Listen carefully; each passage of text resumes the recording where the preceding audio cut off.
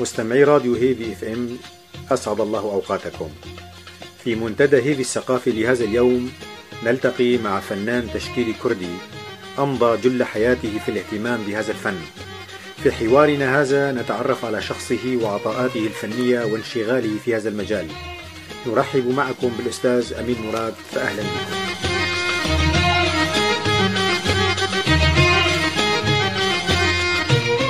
أهلا بك أكثر، وأشكرك على هذا اللقاء الممتع والجميل، وأرجو أن أفيد مستمعي راديو هيفي بكل فرح وسرور، وشكرا على هذا اللقاء. بداية أستاذ أمين، حبذا لو نتعرف على شيء من سيرتك الذاتية.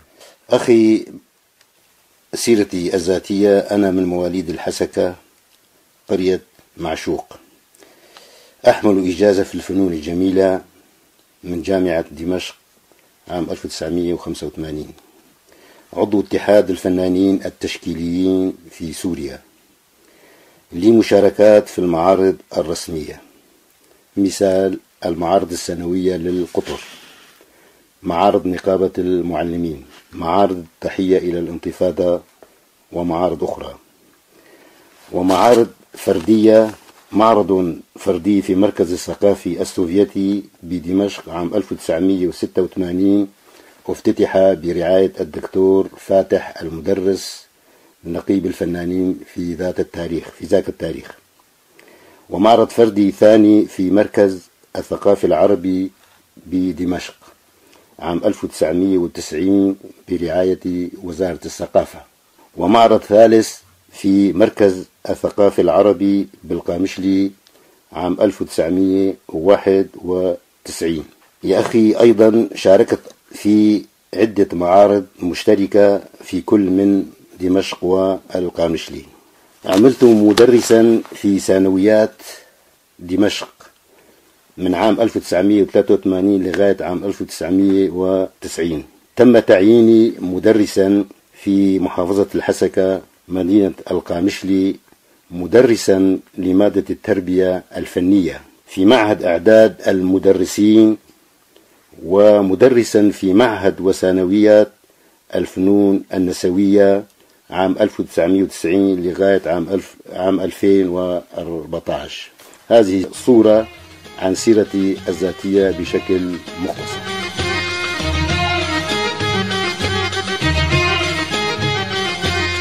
الحقيقة تاريخ حافل من النشاطات. وفي هذا المحور، كيف تقيم لنا علاقتك بالفن التشكيلي من خلال هذه المعارض والنشاطات التي قمت بها؟ علاقتي مع الفن علاقة حميمية. الفن التشكيلي كما هو معروف يسمى بالرسم والتصوير، أي اللوحات المبسطة على اللوحة، والنحت أي المجسمات، والحفر والطباعة بالأسود الأبيض والألوان. هذه عائلة الفنون التشكيلية. الفن يا أخي لغة إنسانية لا تحتاج إلى ترجمة، إنها يخاطب عقل الفنان ووجدانه، ويهدف إلى فهم العالم. كما يقول الفنان رودان: إن في الأثر الفني شيئا يتجاوز الفهم الكامل، وهو خفي وغامض. وفي هذا تبدو عبقرية الفنان على قول ديكارت: ليس هناك أمرا أكثر وضوحا من وجود قرابة بين كل الفنون، رسامون، نحاتون، شعراء، موسيقيون، كلهم كهنة في المعبد نفسه، كما يقول إتيان سوريو. الفن بمثابة نافذة نطل منها على الحقيقة وقيمة الحق، وهدف الفن هو إصلاح المجتمع. أيضا الفن موهبة تنمي الفكر وتهذبه وتغذي الأحاسيس والمشاعر. الفن يشمل جميع الإنتاج الذي نفذ عبر عصور مختلفة منذ العصر الحجري وحتى اليوم.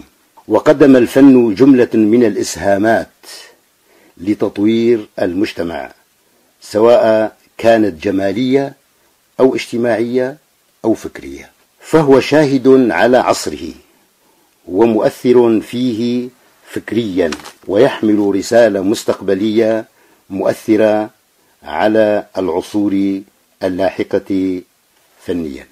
كما أشرت هناك مدارس فنية كثيرة، أنت ما هي المدرسة الفنية التي ترى رشدتك منتمية لها؟ أخي العزيز، فعلا للفن مدارس كما للمذاهب الأخرى في الأدبيات والشعر والأعمال الأدبية ككل. للفنون مدارس ومذاهب كثيرة.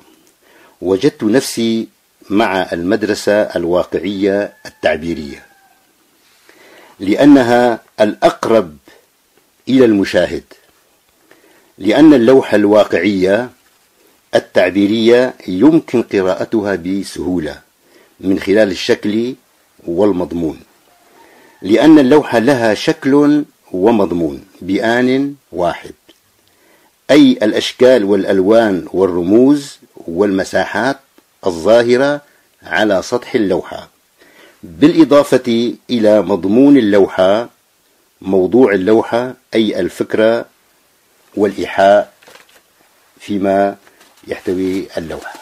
الواقعية مدرسة والتعبيرية مدرسة. نعم. كيف يمكن الدمج بين هاتين المدرستين؟ ممكن في اللوحات الفنية والأعمال الفنية يمكن أن تمزج بين مدرستين أو أكثر من خلال الرموز والألوان والأشكال الموجودة على سطح اللوحة. في هذه الحالة يمكن نحن مزج مثلا بالواقعية مع التعبيرية، وهكذا المذاهب الأخرى. ألا يصعب ذلك فهم اللوحة وفهم هذا النتاج التشكيلي؟ هذه المهمة صعبة بالنسبة للإنسان العادي، لأن الإنسان العادي يجب أن يلم بالثقافة الفنية حتى يمكن قراءة الأشكال الموجودة على سطح اللوحة ويدخل إلى أعماق اللوحة أو إلى ما هو داخل اللوحة أو أعمق مما هو ظاهر على سطح اللوحة. نحن بحاجة إلى ثقافة فنية واعية. فعلا نحن كمجتمع مقصرين في هذه الناحية تقصيرا شاملا، لأننا فعلا نحتاج إلى عيون ورؤية بصرية لحتى ممكن أن ندخل وإلى داخل اللوحة ونفهم معنى اللوحة كمضمون، بالإضافة إلى الأشكال الظاهرية على سطح اللوحة. أستاذ أمين، نحن ككرد بخصوصياتنا النفسية والواقعية، ما هي المدرسة الفنية التي تلائم واقعنا ورؤيتنا في الحياة؟ هذا السؤال مرتبط مع سؤالك السابق التي سألتني إياه. المدرسة التي تلائم واقعنا ورؤيتنا الفنية تعود إلى خصوصية الإنسان بشكل عام، وعلى قدرته الثقافية والتعبيرية من مشاعر وأحاسيس، وهي فطرية ويشترك فيها جميع الناس، وإن كل فرد لديه الاستعداد لنقل تعبيرات الآخرين. هذا الاستعداد يعتبر من العوامل التي تساهم في تشكيل المجتمعات الإنسانية. وأصبح النشاط الفني ظاهرة عامة يواجه بها احتياجاته الشخصية والاجتماعية والروحية.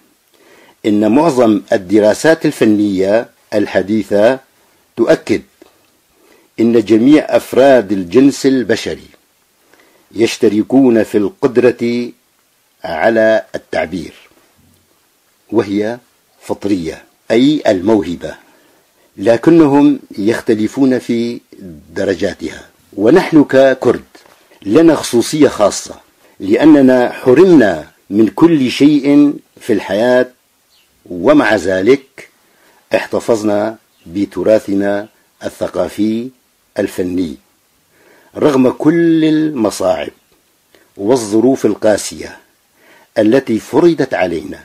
جعلنا نبحث عن الوسائل التي ينهض بها عن هذا القهر والغبن اللذان نعيشان فيه بشكل أو بآخر. جعلنا نبحث عن أشياء مفيدة ونمارسها في حياتنا اليومية، ويعطينا ذخما ودفعا بأن نعبر عما يجول في نفوسنا من خلال اللوحات الفنية التي تعبر عن هويتنا ووجودنا في هذا الكون، مثل جميع الأمم التي تعيش على هذا الأرض.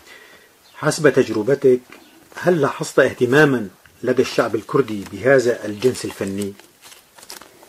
حسب خبرتي وتعاملي مع الناس، وجدت فعلا الشعب الكردي له قدرة وتفوق في مجال الإبداع والفن، وخاصة من الناحية الفطرية. مثال على ذلك، حتى في القرية كنت أجد بعض العاملات، ومثال على ذلك أمي كانت تقوم في بعض الأعمال الفنية، وكنت صغيرا أقف أمامها وأرى كيف يقوم بأعمال فنية من حياكة ونسج وأعمال أخرى شعبية، ولم أدرك معنى هذه القيمة الفنية والجمالية في تلك الأيام وفي صغري. ولكن بعدما دخلت الكلية وتعرفت على الثقافة الفنية بشكل أشمل، وقيمة الفن وكيفية استيعاب الفن وممارسة الفن في الحياة، أدركت فعلا أن أمي هي التي كانت تقوم بهذا العمل دون أن أفهم كل هذه الأمور. ولكن فيما بعد صار لدي قيمة فنية وحياتية بالأمور الحياتية. وقتها عرفت قيمة الفن كما كانت أمي تعمل، وكنت فعلا أتذكر كل الأعمال، وكنت أسأل نفسي كيف أمي تقوم بهذه الأعمال من خلال وضع الأشكال والألوان جنب بعضها البعض أثناء الحياكة بدون علم ومعرفة، وهي أمية. فحللت ذلك وقلت بأن فعلا الإنسان فطريا يحب الجمال، والجمال موجود في نفوس كل إنسان، ولكن بحاجة إلى توعية وبحاجة إلى أساليب أخرى لحتى يتطور هذا الفن نحو الأفضل والأشمل. إذن بالمجمل، كيف تقيم الحركة الفنية في روجافا؟ كما قلت لك، إن بالرغم من كل ما جرى ويجري في روجافا كردستان، الحياة مستمرة وتستمر، ولا يمكن أن تقف الحياة. والحركة الفنية أيضا مستمرة، والفن دائما في حالة استمرارية، ولا يمكن أن يقف في حد ما، وإلا لما تطورت الحياة. الحركة الفنية قادرة على إحياء وإيجاد الحلول المناسبة للشعب الكردي من خلال النشاطات الفنية المعبرة والبحث عن الذات والتعبير عنها، ورسم البسمة على شفاه الأطفال بالرغم من كل هذه المعاناة والقهر والأمور الأخرى، وزرع الأمل والتفاؤل في نفوس الكبار مستقبلا، وبعدهم عن التشاؤم أو الوقوف أمام هذه الصعاب، لأنني أضع في نفوس كل ناس أو كل بشر مجال للتفاؤل وعدم اليأس أمام الواقع. وأنت كفنان تشكيلي، من خلال فنك عن ماذا تبحث؟ ماذا تحب أن تقول من خلاله؟ وكيف تشرح رسالتك الفنية؟ للفن رسالة سامية وجليلة في الحياة. مهمة الفن النهوض بالمجتمع نحو مجتمع أرقى وأشمل. كفنان دوري في المجال الفني أبحث دائما عن القيمة المعنوية والجمالية في اللوحة الفنية وإبرازها للمشاهد كي يدرك معنى العامة للوحة الفنية وقيمتها وتأثيرها في وعي المجتمع ككل. لكل فن هوية، أليس هناك بحث لإيجاد موقع للفن يشبه موقع السياسة مثلا من الواقع؟ سؤالك مفيد وسؤالك محرج في مان واحد. هوية الفن من الطبيعي أن لكل شعب من شعوب العالم لها هوية وخصوصية فنية، وهذا شيء بديهي لا يختلف عليه اثنان. أنا موافق معك يا أخي لإيجاد موقع للفن التشكيلي، ولكن بعيدا عن السياسة. أرى حسب قناعاتي يجب أن يكون الفن حرا بعيدا عن القوالب والتحزب والسياسة، لأن الفن رسالة سامية وعالمية صالحة للبشرية جمعاء في كل زمان وفي كل حين. ومن هنا ألا ترى معي أن السياسة أزاحت كل الاهتمامات الأخرى عدا الاهتمام بها؟ ممكن، لأن فعلا عندما تقارن الفن مع السياسة، لأن السياسة فن متداول بشكل يومي والعالم يدركون هذا الشيء، ولكن في المجال الفني الإنسان تقريبا بعيد عن الفن والحياة الفنية، فلذلك فن السياسة طاغ على الفن في هذا العصر أو في هذه الأزمنة. يقال بأن العصر الذهبي للفنون نعم قد انتهى بسبب ضغط الحروب والانكسارات النفسية للإنسان، هل ذلك صحيح؟ أستغرب هذا السؤال. كيف ينتهي العصر الذهبي للفن؟ لأن العصور تأتي وتذهب والحياة باقية. العصر الذهبي باق ما دام هناك حياة على وجه الخليقة وعلى وجه الأرض. نعم، كما قلت لكل عصر إنسانه. الإنسان هو الذي يبدع، وخاصة الفنان الموهوب الذي له دور مهم في حياتنا المعاصرة، من حيث إضفاء مسحة جمالية من الذوق والأناقة على كل شيء نحتاجه في حياتنا اليومية من تصميمات وابتكارات واختراعات. إذن عجلة الفن دائما تدور، ولا يمكن أن نقول بأن العصر الذهبي قد مضى وولى. إذن الفن يستطيع أن يتكيف مع كل العصور. نعم، يتكيف مع العصور، باعتبار حتى في التاريخ نتحدث عن العصور السابقة وهكذا عصر من بعد عصر آخر لحتى وصلنا إلى عصرنا الحالي العصر الحديث. كل عصر يأتي ويتطور، لكن ليس على حساب العصور القديمة، إنما في مجال التطوير بمجال أوسع وأرحب وأشمل وأجمل.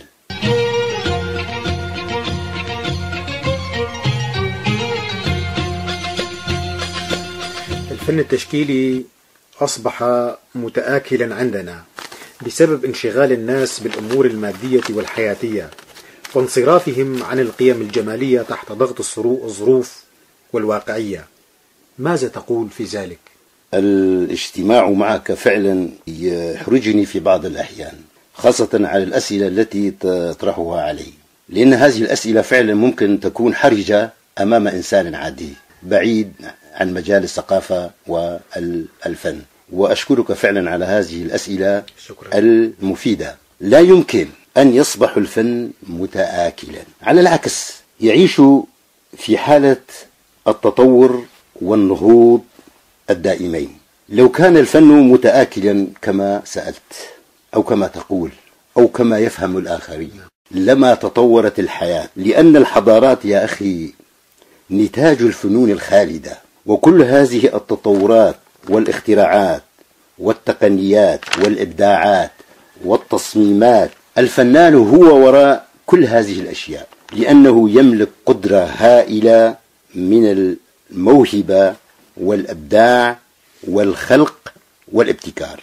ولا يمكن هنا أن نقارن بين الفن والمادة. الفن شيء روحاني ومعنوي نابع من جوهر الإنسان ومن الأحاسيس والمشاعر النبيلة الصادقة مع النفس، بعكس الذين يركضون وراء ملذات الدنيا، همهم الوحيد كسب المال والربح السريع على حساب الآخرين، ويستفيدون من هكذا ظروف، وفي النهاية يظهرون على حقيقتهم بعيدا عن القيم الإنسانية والجمالية. هذا ما يمكن أن أقول لك بالنسبة إلى أن الفن متآكل أو موجود بشكل أو بآخر. إذن هناك صراع ما بين الفن والمادة، وأنت برأيك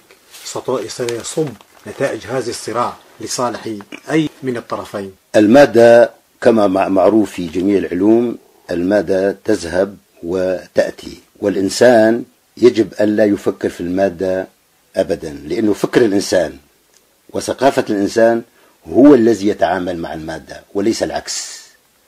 الإنسان هو الذي يسيطر على المادة ويكيف المادة ويتعامل معه ليستفيد من المادة. وفي محور هام نعم عن الجمال أسألك: ما علاقتك بالجمال؟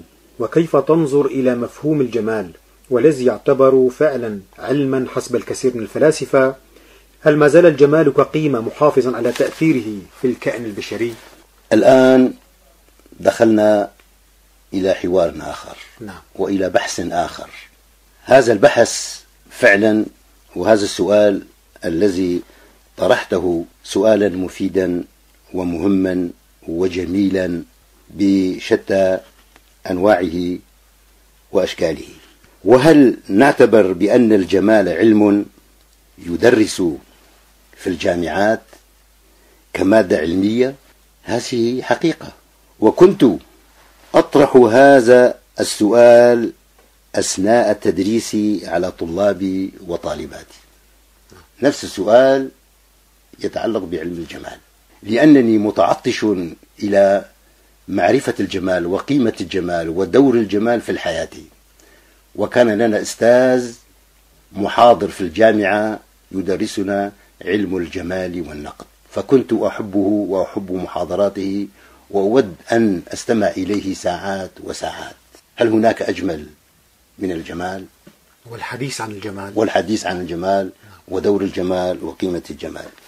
كما قلت لك أثناء التدريس على طلابي وطالباتي في مراحل تدريسية مختلفة، حتى في المرحلة الإعدادية والثانوية والمعاهد الفنية، أطلب منهم معرفة فهم الجمال كقيمة وتأثيره في الكائن البشري. من منا لا يحب الجمال؟ أظن هذا معروف ومدرك لدى كل الناس، إلا من ليس لديه عقل واعي ومعرفة ممكن أن يتجاهل الجمال. الجمال يا أخي أجمل صلة بين الإنسان. هل هناك عبارة أجمل من هذا الشيء، من هذه العبارة، عندما أقول لك الجمال أجمل صلة بين الإنسان؟ يعني بمعنى يقترب الإنسان من الإنسان والمجتمع من المجتمعات. ممكن نقول هذا يعني دور من أدوار الجمال. الجمال لا يوجد إلا فينا وبنا ومن أجلنا. صحيح هذا أم لا؟ نعم تماما. آتي لك ببعض الآراء من آراء الفلاسفة فيما يتعلق بمفهوم الجمال، على رأسهم طه حسين الكاتب والأديب المعروف عالميا، يقول: الجمال الذي لا فضيلة منه بمثابة الأزهار التي لا ثمرة لها. عبارة جميلة. وعرف الكاتب ماكسيم غوركي الجمال أيضا، إذ يقول: الجمالية هي أخلاقية المستقبل. وهناك أيضا من اعتبر وتحدث عن الجمال مثال أفلاطون، قال: الجمال الحقيقي هو جمال الخير وجمال الحق. هل هناك شيء أجمل من الخير والحق؟ قمة العدالة، قمة الفضيلة إذا قارنا بين الخير والحق والجمال، تقريبا ثلاثية، كلمة ثلاثية مكررة، فلذلك كلهم لهم معنى واحد. وفي مناقشتنا في مسألة الجمال أسألك: نعم. ما هي العلاقة بين الشكل والمضمون في هذه المسألة؟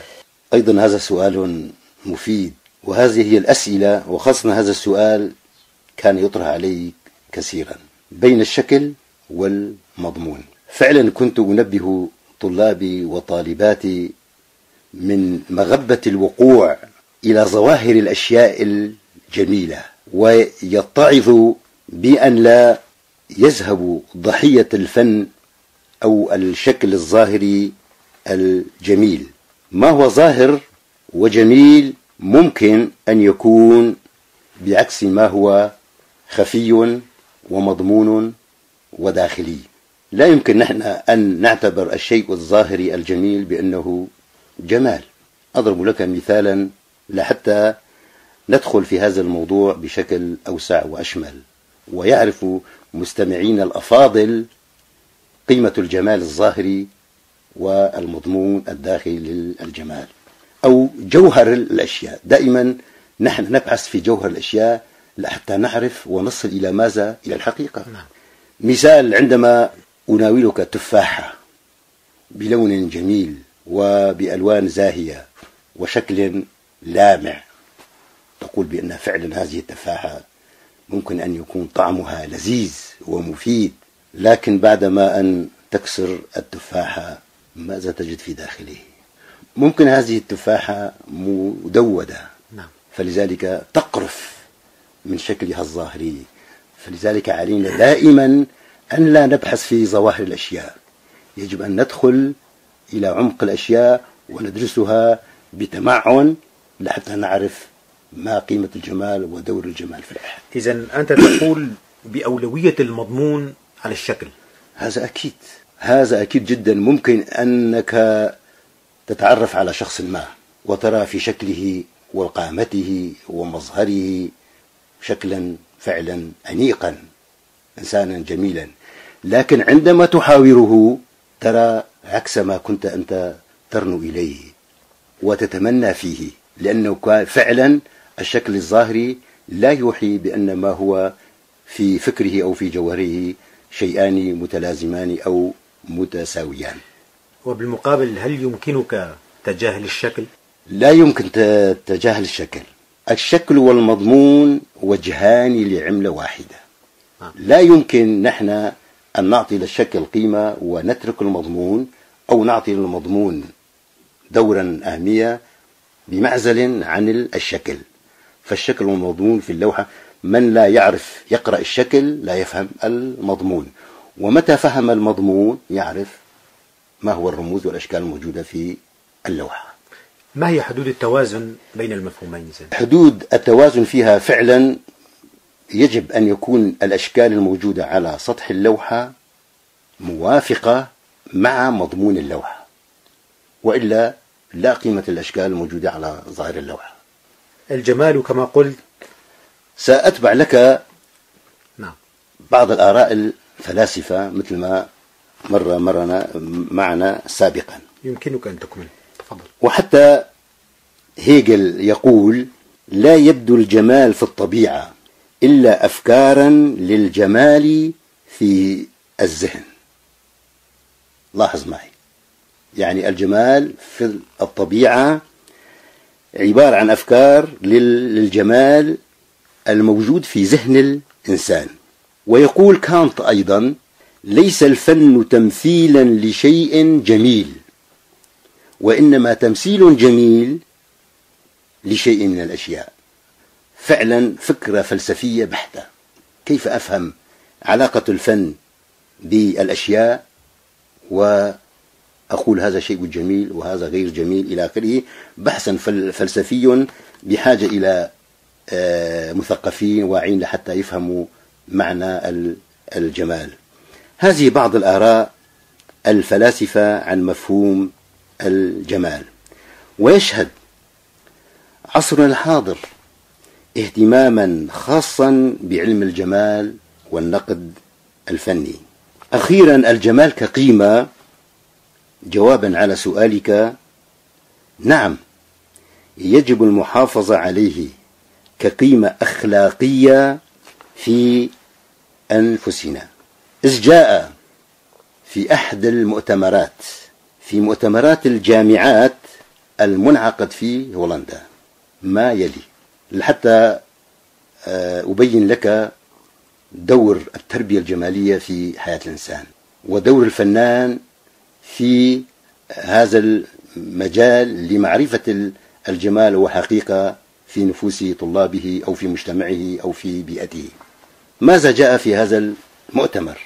لا يجوز إهمال تربية المعنى الأخلاقي والمعنى الجمالي في نفوس طلابها. تصور معي، ربط الأخلاق بالجمال. لا يمكن تربية المعنى الجمالي والمعنى الأخلاقي معا. فإذا هذا المؤتمر أعطى دور مهما للجمال وربط الجمال بأخلاقيات الإنسان. وبالمقابل لو تحدثنا عن القبح الذي هو بخلاف الجمال، نعم، ما هي حدود التنافر بينهما؟ فعلا هذه الأسئلة كسلسلة حلقات مترابطة مع بعضها البعض. عندما تفك حلقة من السلسلة تسقط الحلقة بشكل كامل وتتفكك. نعم. علاقة الجمال مع القبح وحدود التنافر بينهما. علينا في البداية ألا نفكر كثيرا بشيء اسمه القبح. فعلا أنا أكره القبح. هذا القبح بأي زاوية ترى أنت؟ القبح الظاهري. القبح الظاهري ممكن أنت ترى أشياء، لكن ممكن في داخل هذا القبح أشياء أخرى، كنز ثمين. لكن هلا بهذا الحوار ممكن أن نصل إلى هذه الأجوبة التي نحن في صددها. إذن علينا في البداية ألا نفكر كثيرا بشيء اسمه القبح، ونترك له مجالا لينتشر ويظهر من حولنا، وأن نجعل كل شيء من حولنا ومحيطنا غابة جميلة وارفة الظلال، وألا نسمح لأنفسنا الحكم مسبقا على الأشياء بأنها غير جميلة، أي أنها قبيحة. لأن الجمال ظاهرة نفسية موجودة في شعور الإنسان. يقول الشاعر: الذي نفسه بغير جمال لا يرى في الوجود شيئا جميلا. إذا دخلنا في الأمور النفسية من ناحية الجمال، وهذا ينطبق فعليا على الفنان. من مهمة الفنان ودوره تجميل الحياة، وأن يخلق من القبح جمالا. ألا تعتقد أن القبح هو أرضية الجمال؟ لولا الجمال لما تعرفنا على القبح، ولولا قبحه لما تعرفنا على الجمال. فعلا شيئان متلازمان أو مرتبطان. عندما أفهم القبح لابد أن أبحث عن الجمال، والعكس صحيح.